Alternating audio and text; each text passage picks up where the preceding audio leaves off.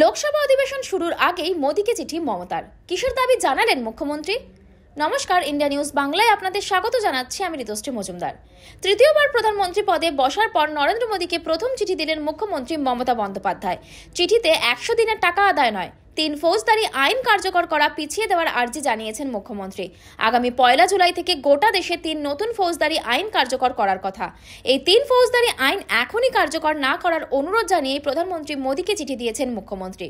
সূত্রের খবর, গত লোকসভা অধিবেশনে এই 3টি বিল পাস হয়েছিল লোকসভায় এবং রাজ্যসভায়, কিন্তু বিল পাসের সময় বিরোধী দলের সাংসদরা প্রবল প্রতিবাদ জানিয়েছিলেন। তারপরেই 186 জন বিরোধী দলের সাংসদকে সাসপেন্ড করা হয়। কাজেই এক কথায় একতরফাভাবেই মোদী সরকার সংসদে এই বিল পাশ করিয়েছিল এবং 1 জুলাই থেকে কার্যকর হওয়ার কথা সেই 3 ফৌজদারি আইনের।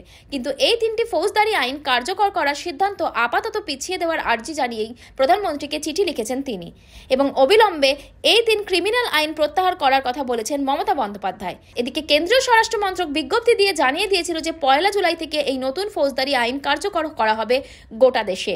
এই 3 আইন কার্যকর হলে ব্রিটিশ আমলে তৈরি ভারতীয় দণ্ডবিধির অবলুপ্তি ঘটবে এবং 1860 সালে তৈরি হওয়া ইন্ডিয়ান পেনাল কোড ভারতীয় দণ্ডবিধি নতুন ভারতীয় ন্যায় সংহিতা নামে পরিচিত হবে।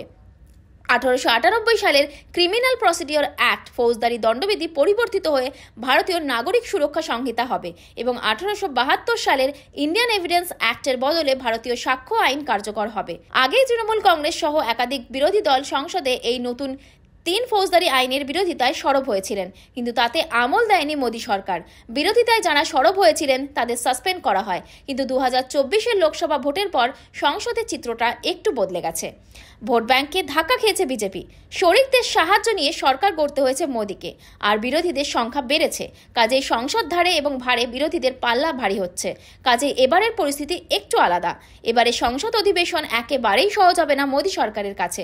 আগামী 23শে মে শুরু হচ্ছে সংসদ অধিবেশন। তৃতীয় মোদী সরকারের প্রথম অধিবেশন বসবে। তার মধ্যেই একের পর এক দুর্নীতি ইস্যুতে মোদী সরকারের বিরুদ্ধে সরব হওয়ার প্রস্তুতি নিতে শুরু করে দিয়েছে বিরোধীরা। এবার আরও জোটবন্ধভাবে বিরোধীদের প্রতিরোধের মুখে পড়তে হবে মোদী সরকারকে। ইন্ডিয়া নিউজ বাংলার সাথে যুক্ত থাকুন আর দেখতে থাকুন বিশেষ বিশেষ খবর।